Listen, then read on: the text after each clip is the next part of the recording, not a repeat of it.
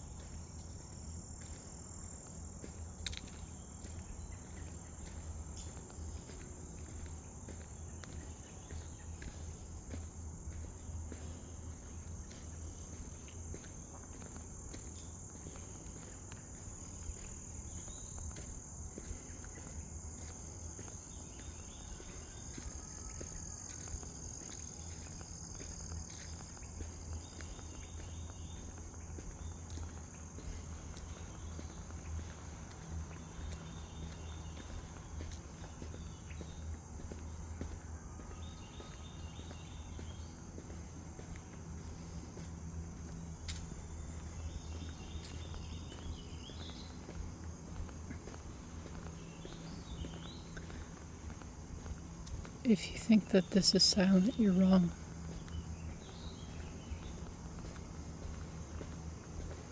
This is music.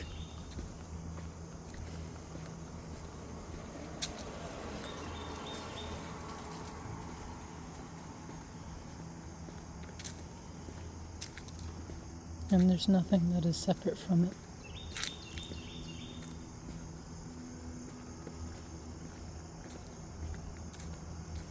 See, what happens is the more you settle into the silence, the more you become aware of.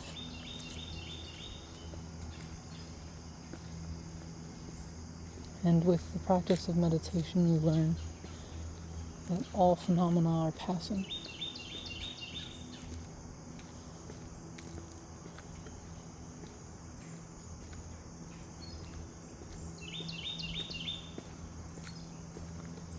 And so you recognize yourself to be that space in which all things arise. And then you see all things, including your own self, arising in that space.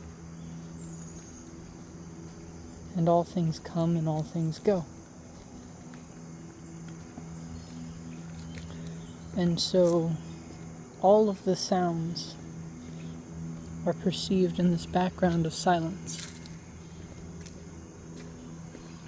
And then the silence, in fact, becomes the foreground. And then the sounds are something which are appearing in the silence. And the more you settle into that deeper awareness, the more you begin to notice. To where even your own thoughts appear on the screen, and they're observed.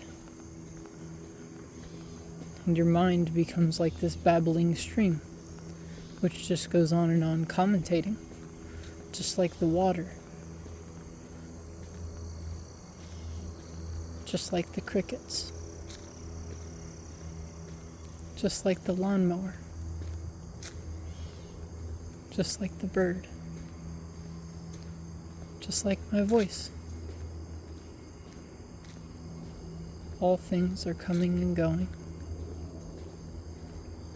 in this unchanging space. And you are that.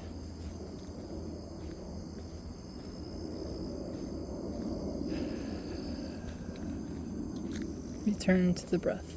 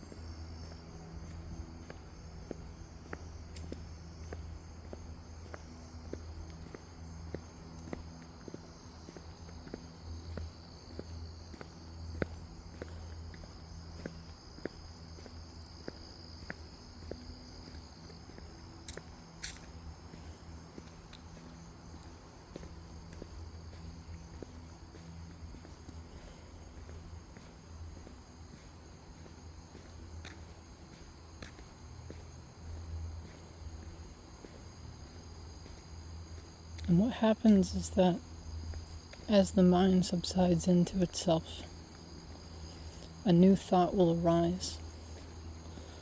And each thought is more profound than the last. And when the thought arises, I often think that I should vocalize this thought. But then I realize that the thought itself isn't really worth vocalizing, because it doesn't really mean anything. Because if you're on a beach where each grain of sand is a diamond or a ruby or a lapis or an emerald, none of them are any more or less valuable than any others. And yet, not a single one has its beauty reduced by the myriads of others. In fact, it is adorned by them all, and each one adorns the totality. And so we are like that, and so thoughts are like that. And so some thought will arise, and it's incredibly profound. It's this realization about the nature of life and death, and how all things are just the oneness itself, embodying itself again and again, returning to itself, and then becoming itself again and again. And yet nothing ever happens. It's all just this one happening. And it's just right there on the surface. Right there. It just ripe for the picking. It's like a fruit that just falls off of a tree right into your hand. And then you take a bite, and it's the most delicious thing you've ever had. And then you just watch that thought. And then when it runs its course, you let it go. There's no point in saying it. There's no point in turning it into a mantra or memorizing it or repeating it, or it just is exactly as it is. From the source it came to the source it returns. And then you go back into that state where the mind is like a babbling stream, and you're just sitting on the bank of the Ganges, watching it all flow by.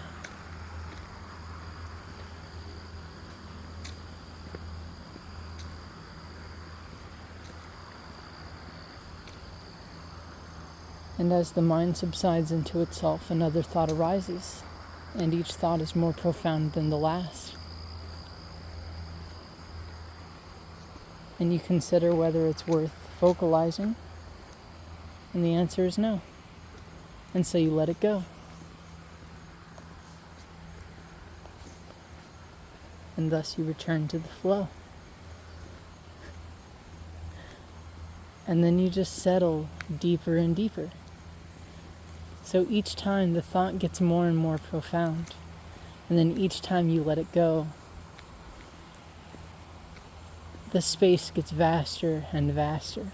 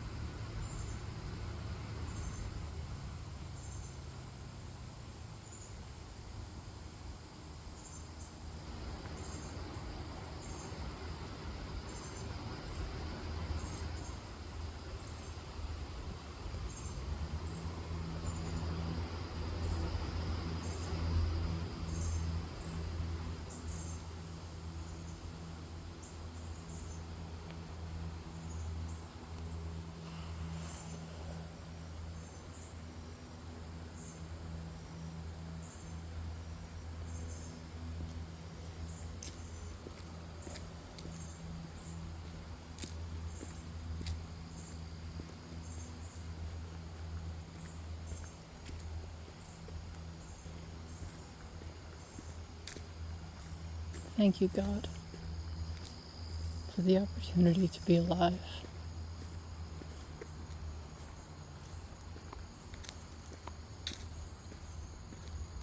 For your ever-presence.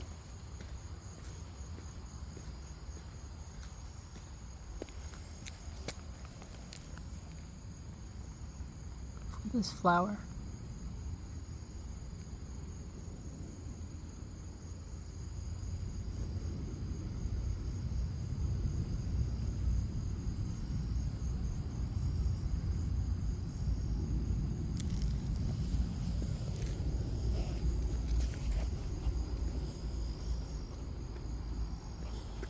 I know that this content isn't entertaining. It's not supposed to be.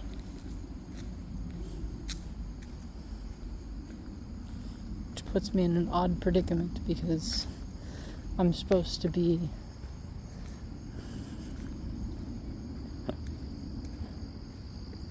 one of those YouTube humans. I'm supposed to be catching your attention. I'm supposed to be giving you what you want. You're supposed to come to me for all of the answers.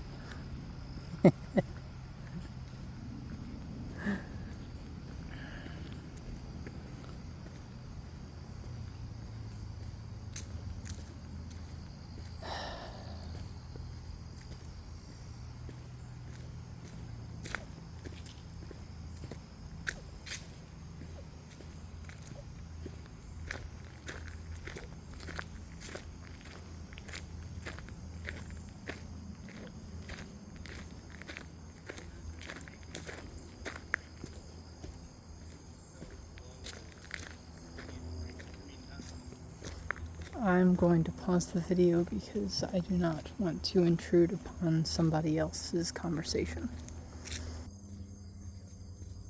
I'm back. For you, I never left.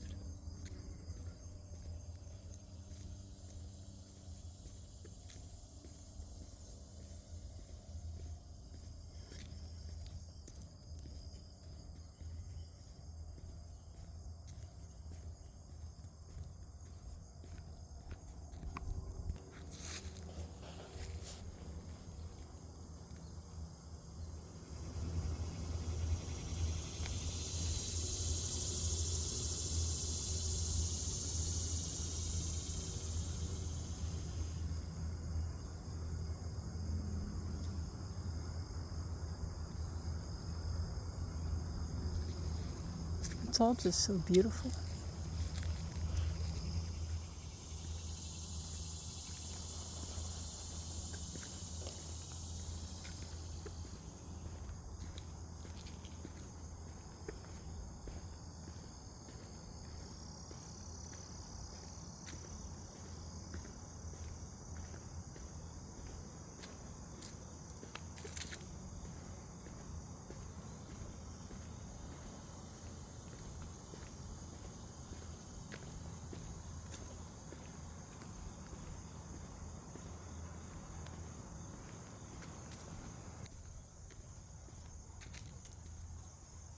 What's interesting is that at a certain point, you can watch yourself like you watch all phenomena.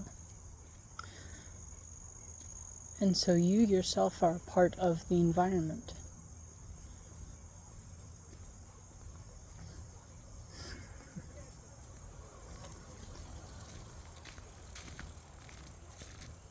There is a beautiful line in a Studio Ghibli film. I don't know if it's like an actual saying in Japan or something. But the guy said, a good gardener is a part of the scenery.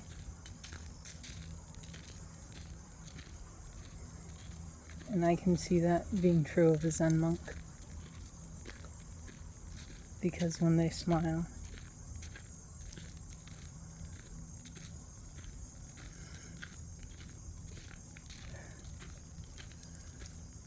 who wouldn't want to see the Buddha smile? Who wouldn't want to see a fellow sentient being smile? Who wouldn't want to see a butterfly that just found a flower?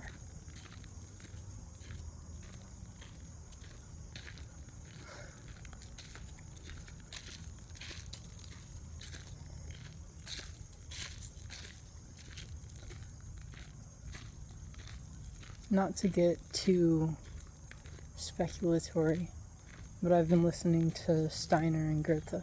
Well, his interpretation of Goethe, and really my interpretation of Steiner's interpretation of Goethe. And he said that the mind perceives ideas in the same way that the eyes perceive light and the ears perceive sound. The mind perceives ideas. And implicit within that gem is this idea that the thought world or the conceptual world is just as real as this world. And so when you think about something, and when I mean thinking, I mean right thought, as in the Eightfold Holy Way, right view. What is right view? The view which sees things truly as they are. It does not distort them with presuppositions and with thoughts, and it sees them truly as they are.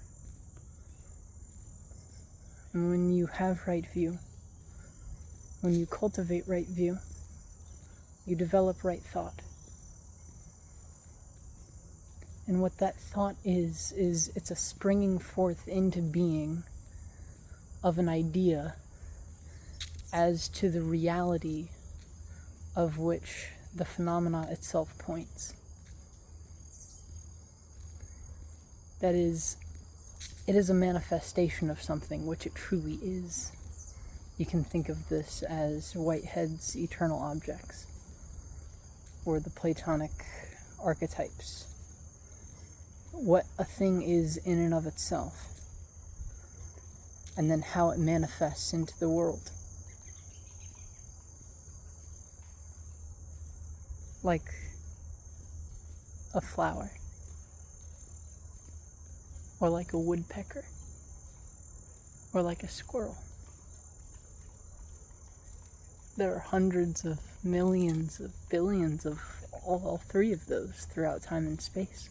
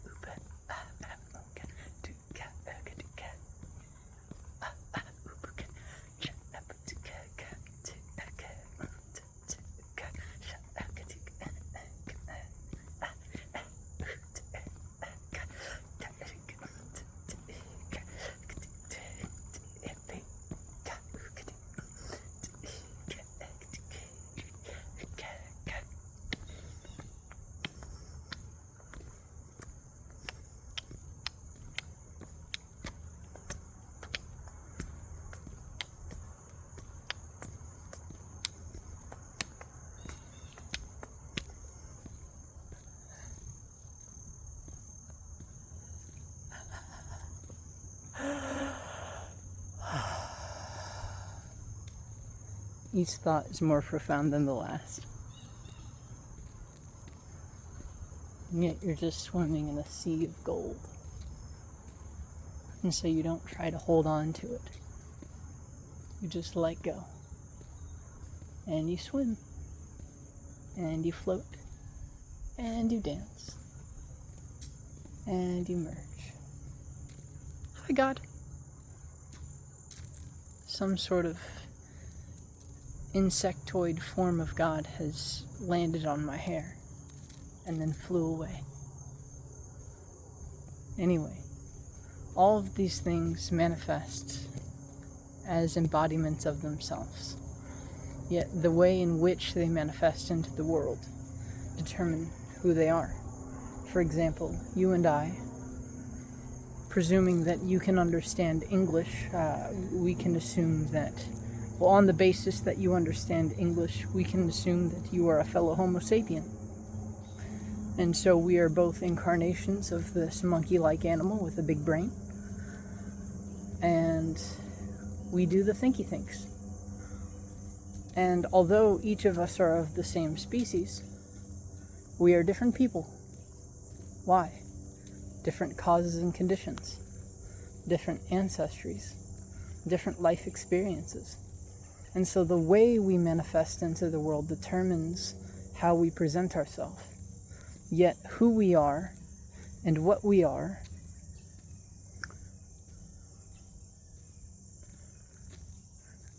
ultimately is God. Because there's only God. Because there's nothing other than God. Because God alone exists. Because God is God, is God, is God, is God, is God, is God, is God, is God, is God, is God. And all things are God. And so you are God. And that grass is God. And those crickets are God. And I am God. And you are God. And we are God. And God is love. And love is being. And being is not in opposition to non-being. Rather, being and non-being both spring from the source. What is that source? Who am I? That's the thing. You are that, and yet you are an embodiment of that. And insofar as you are an embodiment of that, you are a limitation upon the limitless. You are a finite expression of the infinite.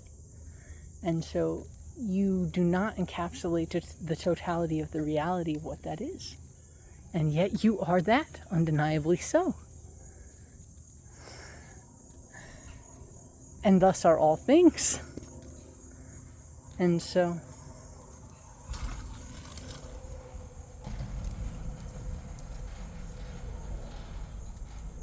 right thought, which springs from right view, is the perception of an idea as such. You are seeing a thing as it is in itself. You are seeing the reality to which it points.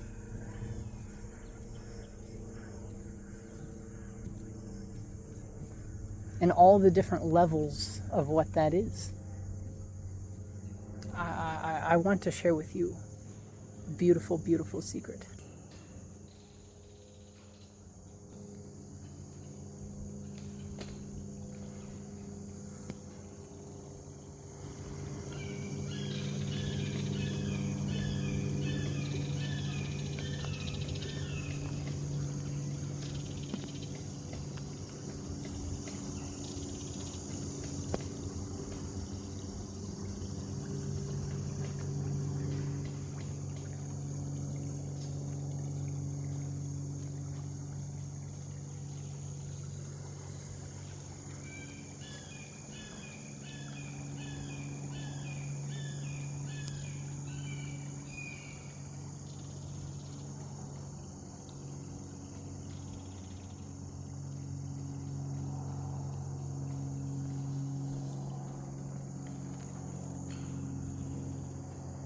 Spiderweb.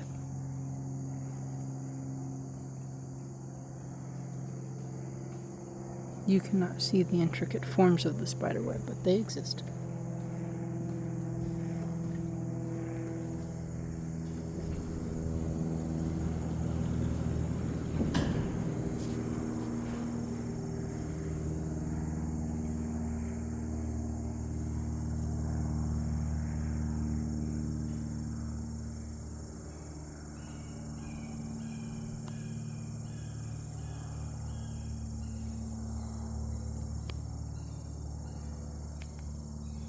The mind is like that.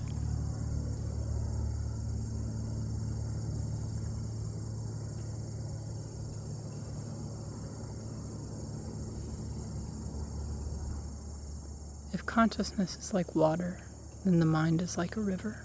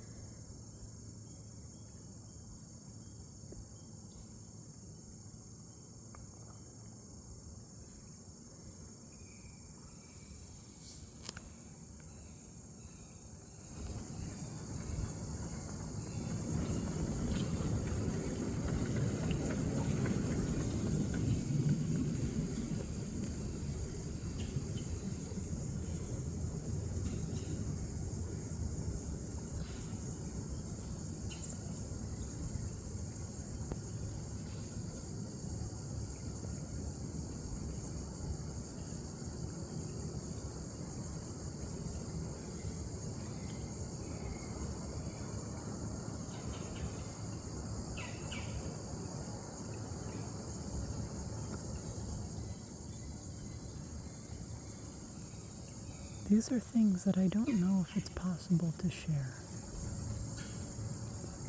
but I will do my damnedest.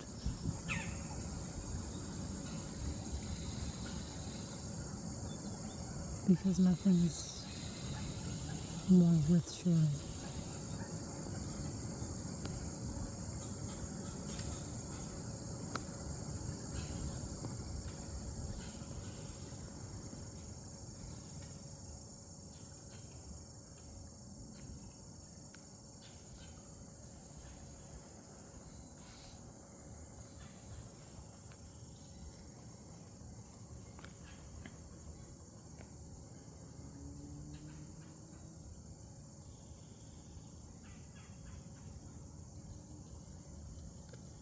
If earlier you happened to be wondering whether or not I was on drugs, the answer is no, I was on nature.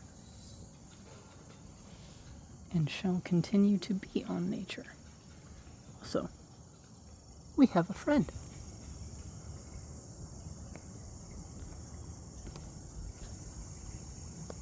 There we go.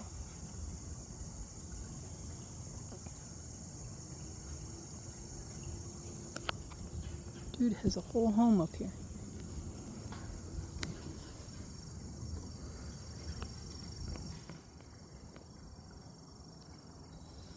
And see, there is no part of this that is not beautiful.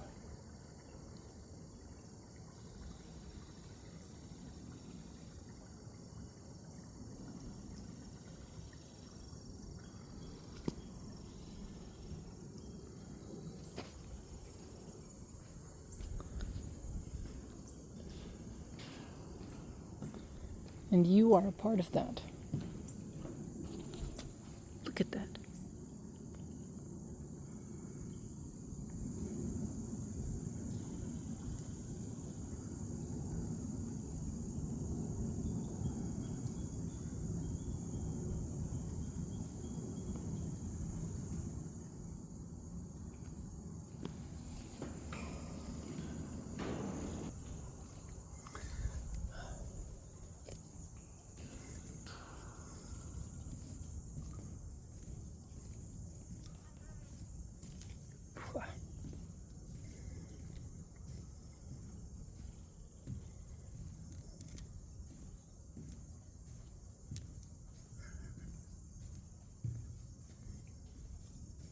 I know I'm weird.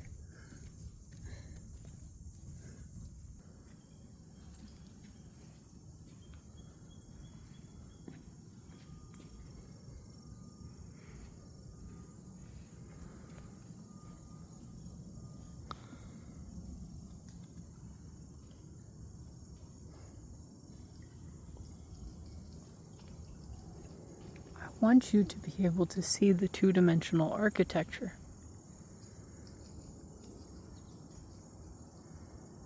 That's pretty close. Look at those rainbows.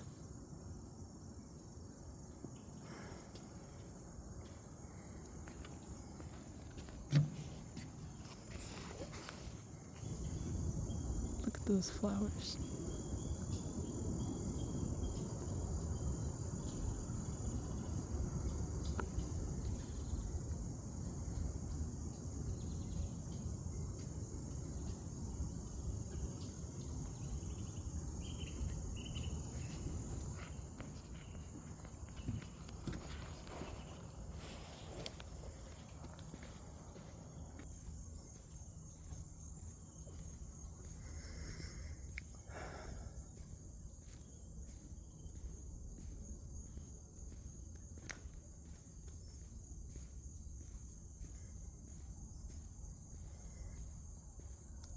In a month, I will be 23 years old.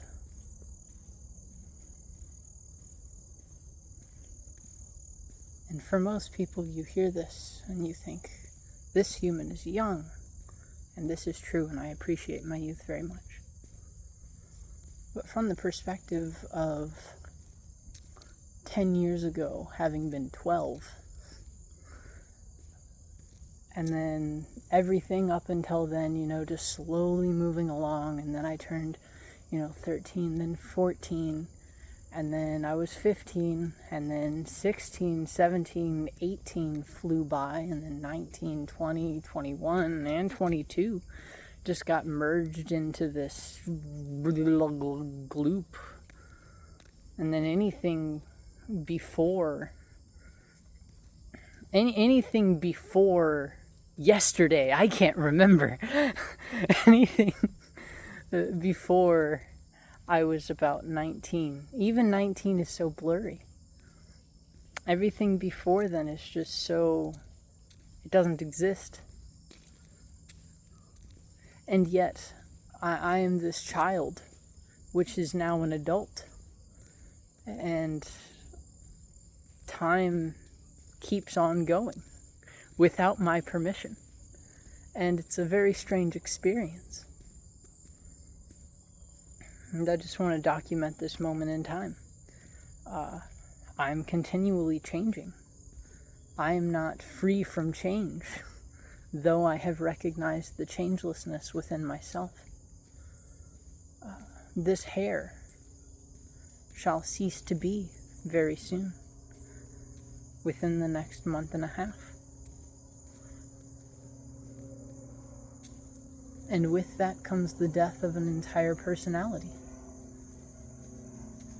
And with the death of that comes the birth of something new, which has already been developing in its fetal state for some time, and thus is all of life. But it's weird being in that state of change, which all of life is. What's really weird is that we spend so much of our lives not acknowledging it. That when it does happen, when things just change, or when we realize that things have slowly changed and are now completely changed, we wonder, what happened? Where is the time gone? It was here and now. All along, silly. It still is. And it will constantly be flowing, as it does. But in truth, there is no coming and no going. And yet within this no coming, no going nature, all things come and go. All sounds are perceived in silence.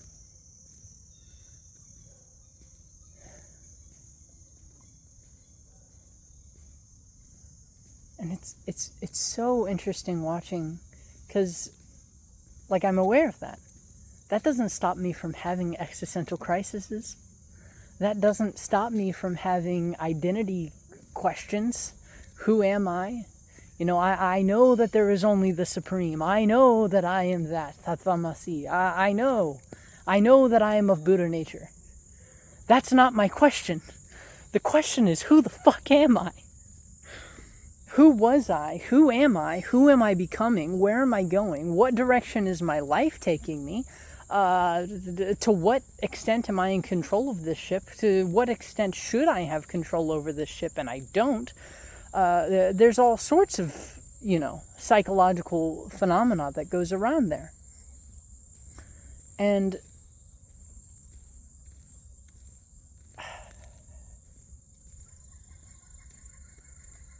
at least from where I'm at right now, you just have to sit with it. You can't deny it. You can't say, this does not exist because this is true, or that this is true and that is not. It's just as it is.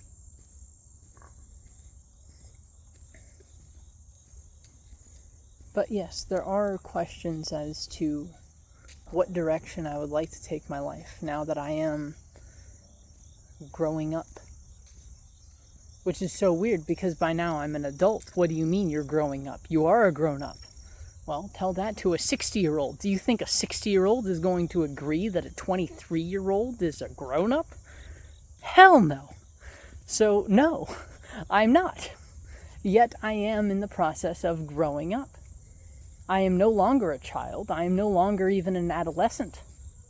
I have my own house and my own life and my own girlfriend and I've got my own life going on.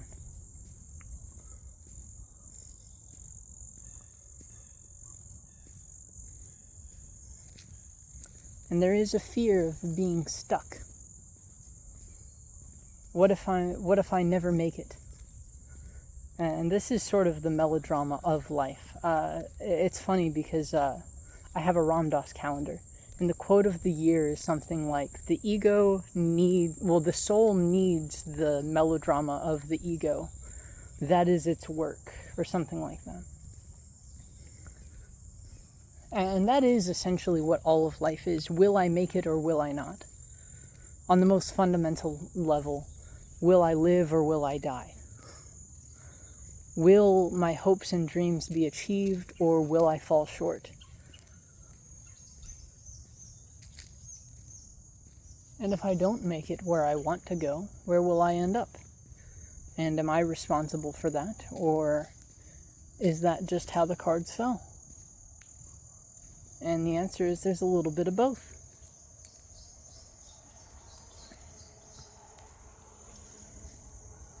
And so, for example, I'm an artist, and so I'm trying to monetize my passion in making art. And likewise, I absolutely love studying religion and philosophy and theology and esotericism and all of that.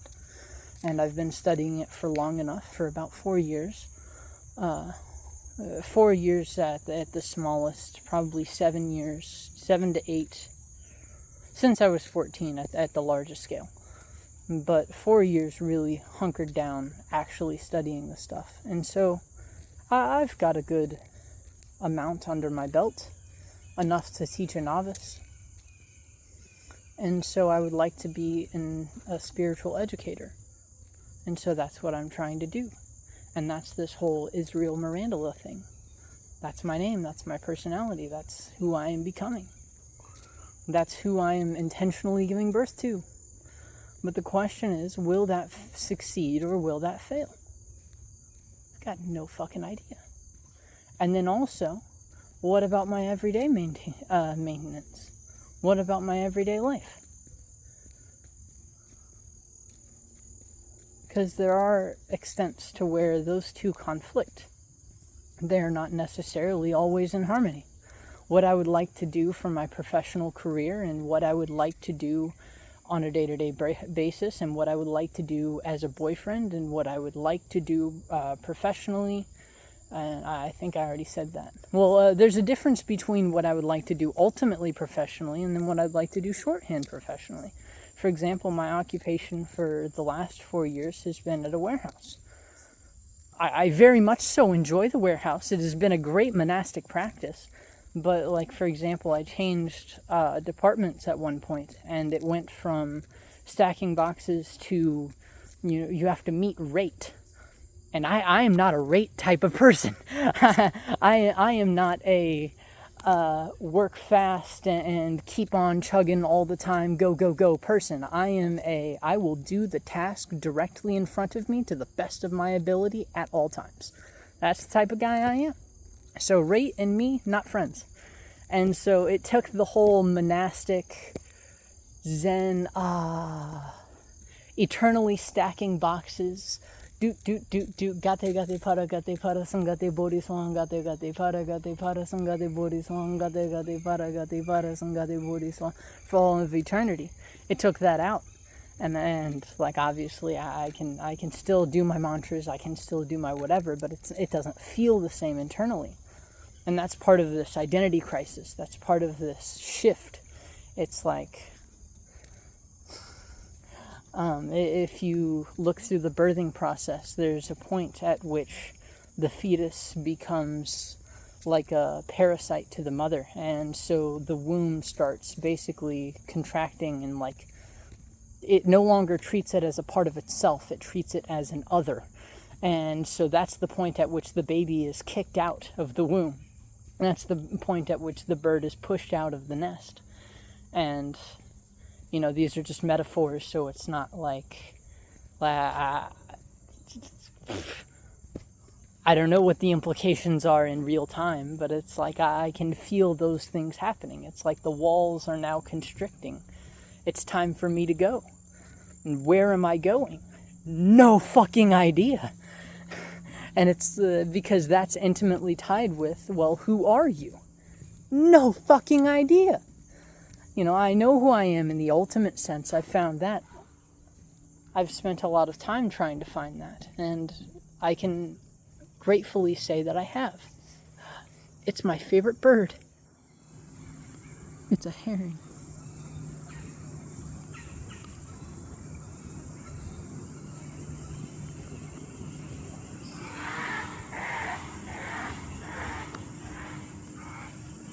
You go, God. I love you.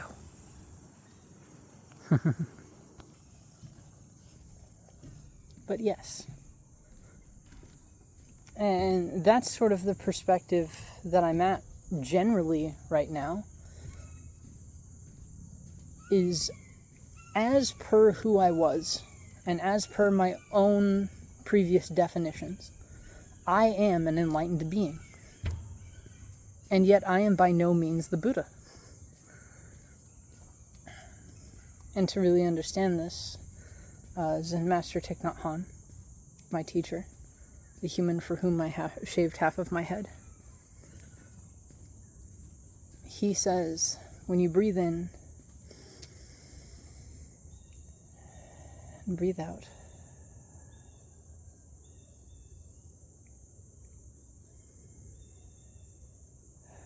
this is called cultivating mindfulness. Because previously you might have been distracted and you weren't aware of your breath. But then you were practicing cultivating mindfulness. And so breathing in, I know I am breathing in. Breathing out, I know I am breathing out. And whatever was previously distracting you,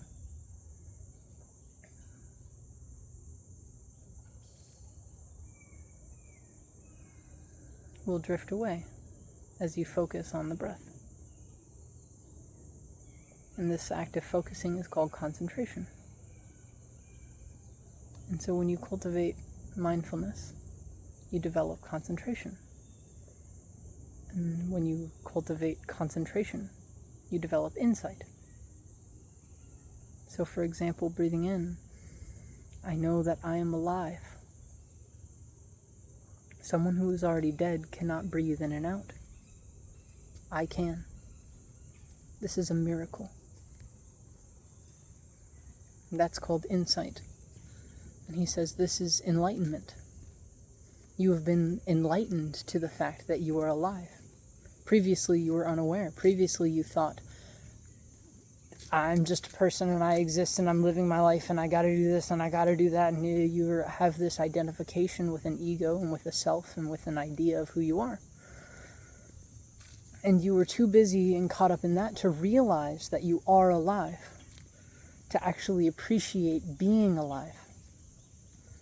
And so when you breathe in and out mindfully and you concentrate on your breath, you can become enlightened to the fact that you are alive.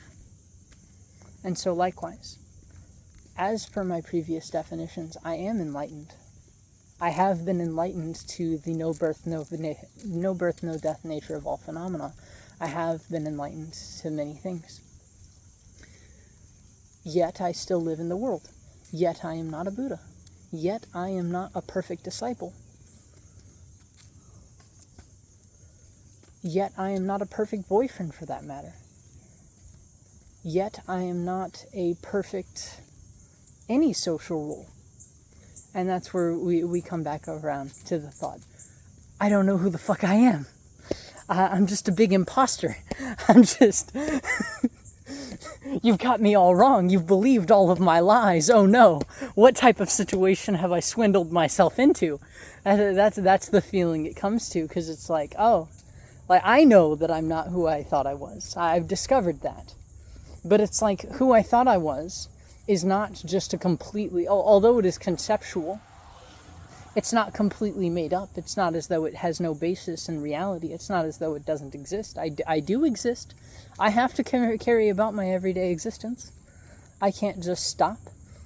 And by all technicalities, I can just, whatever, move to the Himalayas and just study in Tibet and India for the rest of my life.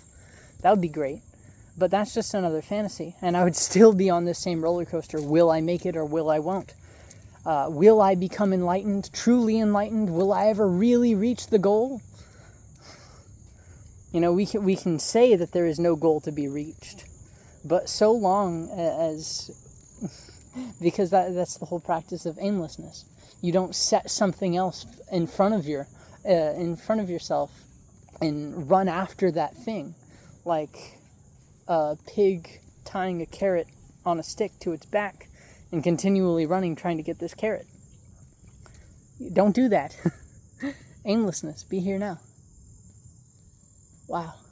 It's all perfect. Even the tire in the water. Perfect. Even you, even death, even change, even life, even love, even pain, even suffering. It's all perfect. Why? Because God alone exists. Because there's only God. That's it. That's it. That's it. That's it. And that's enlightenment. And see, I've been enlightened. But that doesn't change a goddamn thing.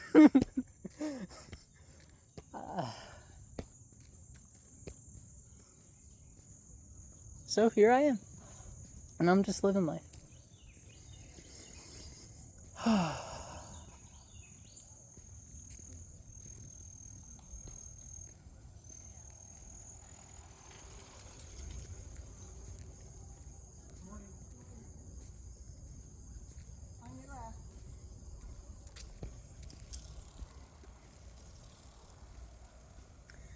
And thus we resume the meditation. All of that was just one thought, by the way.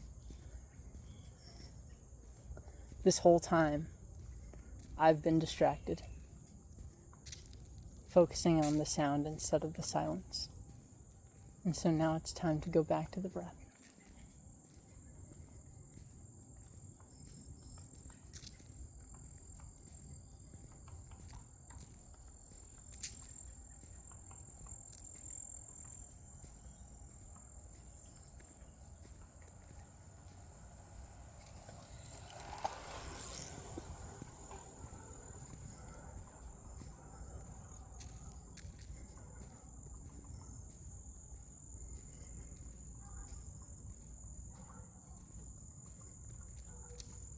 And see, in your meditation, you will encounter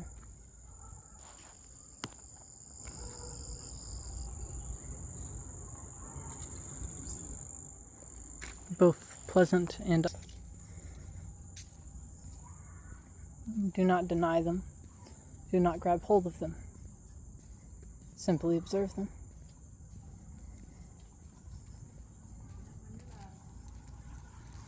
And for added profundity, observe the observer of them. But don't be an observer. Don't be a separate individual in any way whatsoever. A being defined is a being confined to its own self-definition. It is the meaning of be as you are. Do not be something as opposed to nothing, nor should you be nothing as opposed to something. Be as you are.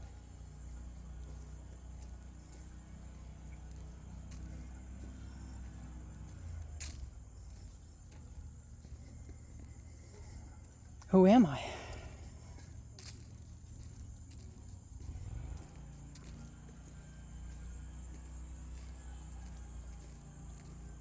I've got the eternal answer down. Who am I? I am. Who is it that says I am? Me. Who am I? Who asks the question? It's not just words, by the way. It's actually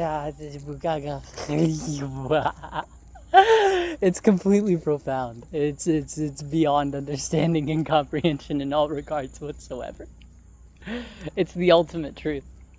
But I have to avert my gaze from Satchidananda to attend to samsara. And the truth is, you don't actually have to avert your gaze at all. It's that you can't be so caught up in experiencing the eternal bliss of Brahma or whatever. You can't be so caught up in your externality of clinging.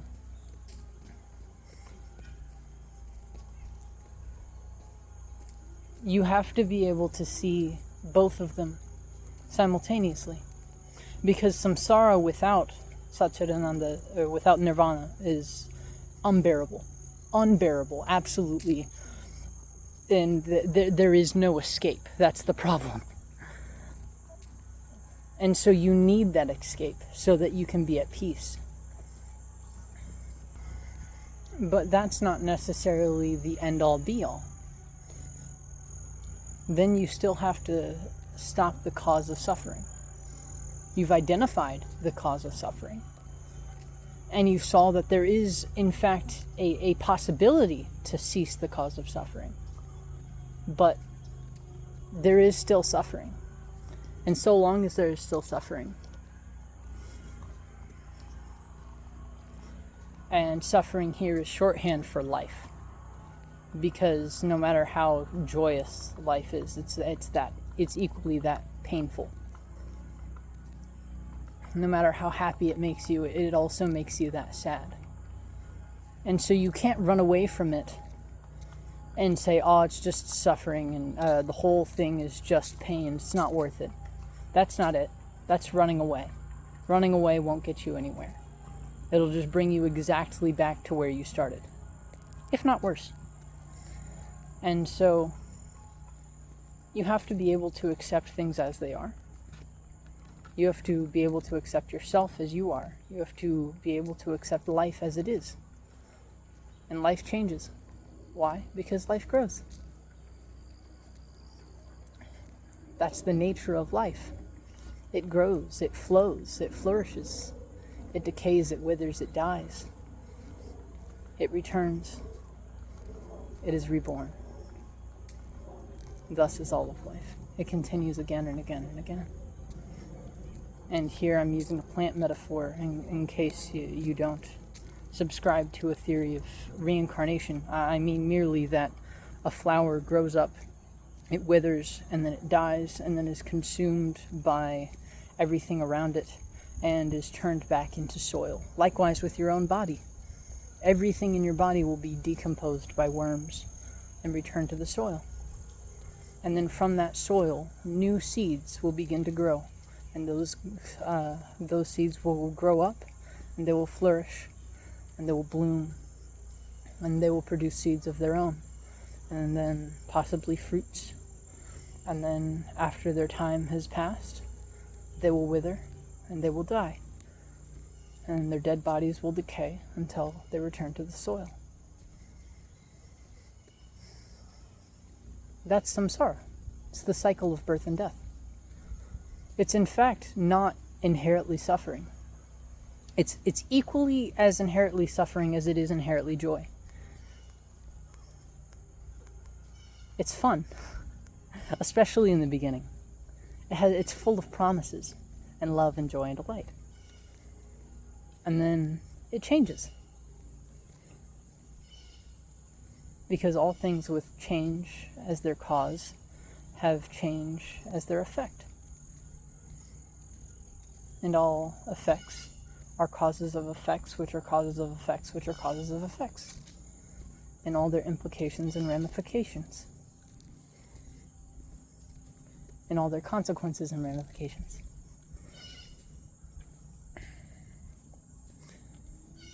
And so everything is just as it is.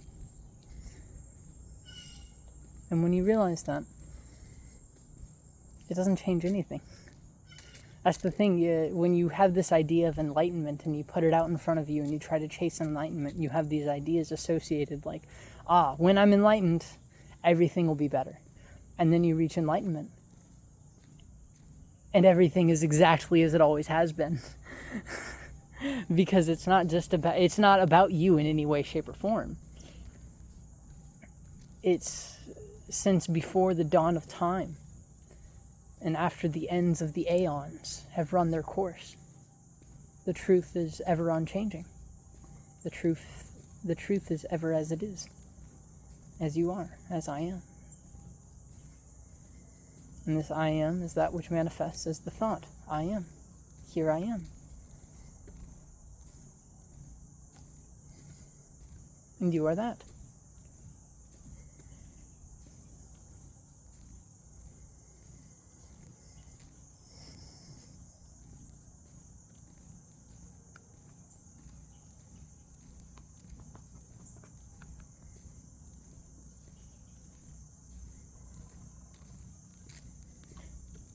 The one thing it does do is it frees you.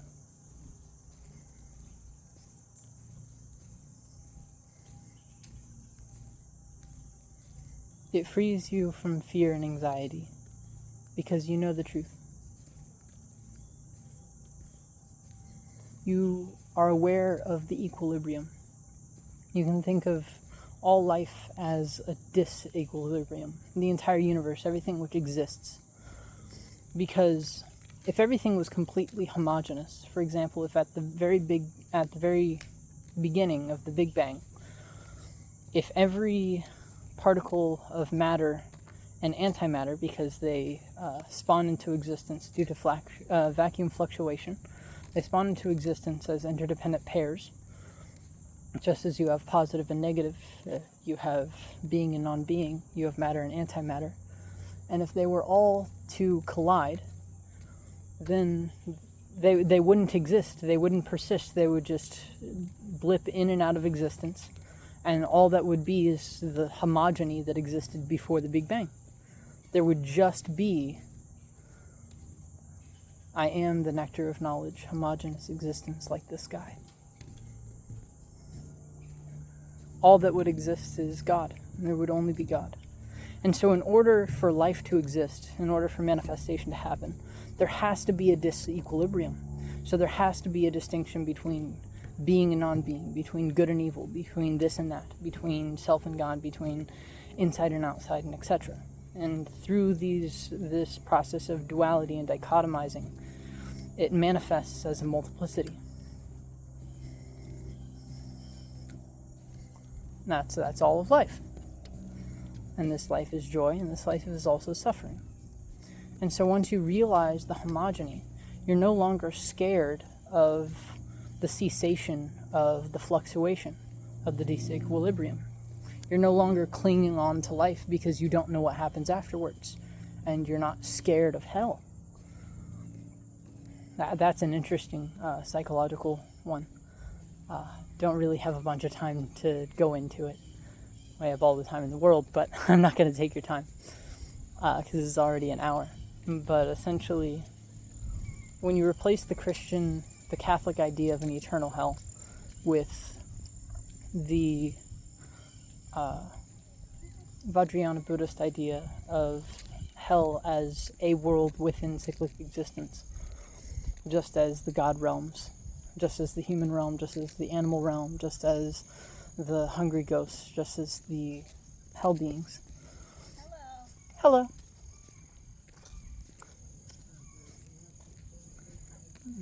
It's just another place, and you do spend large amounts of time there.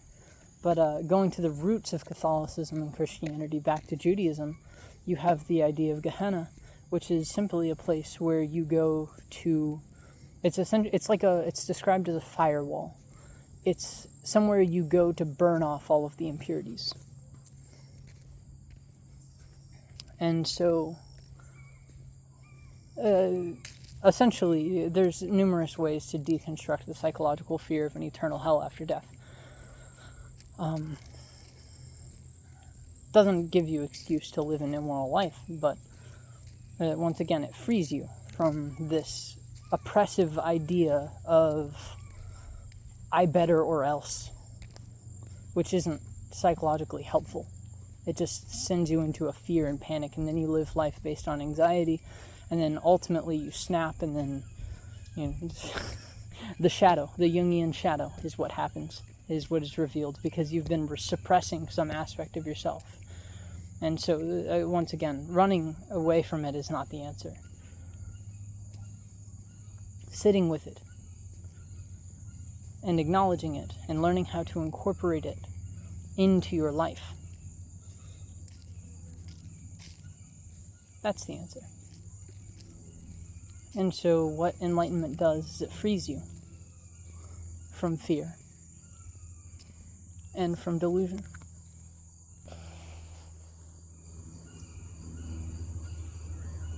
Hello.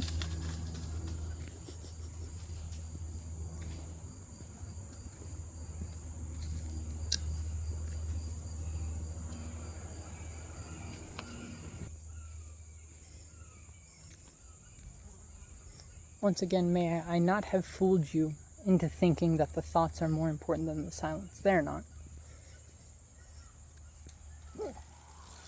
I'm just talking out of my ass.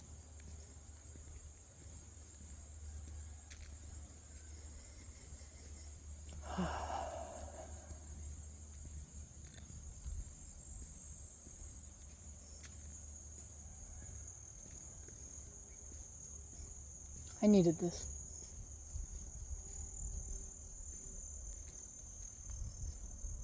To hear the crickets, and to feel the wind, and to smell the plants.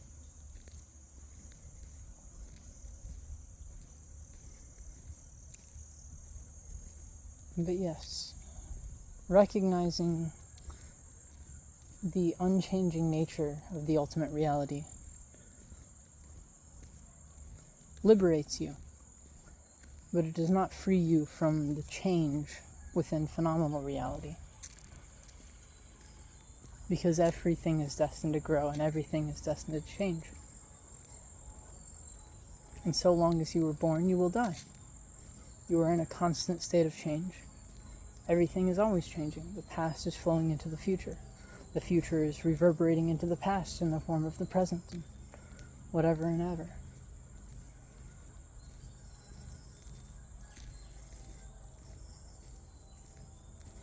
You don't just dissolve into rainbow light, is what I'm saying. Which isn't to say that that's impossible. I don't know. I'm not the Buddha. I'm not Jesus. I am not, in any way, shape, or form, a fully enlightened being. So I can't say, when you're enlightened, nothing ever changes.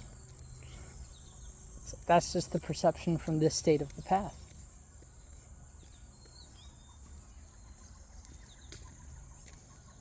Anyway, I'm going to continue my walk. The birds have picked up their singing. I'm gonna keep you with me for a while I stay quiet, and then I'll end it. So, thank you for your time.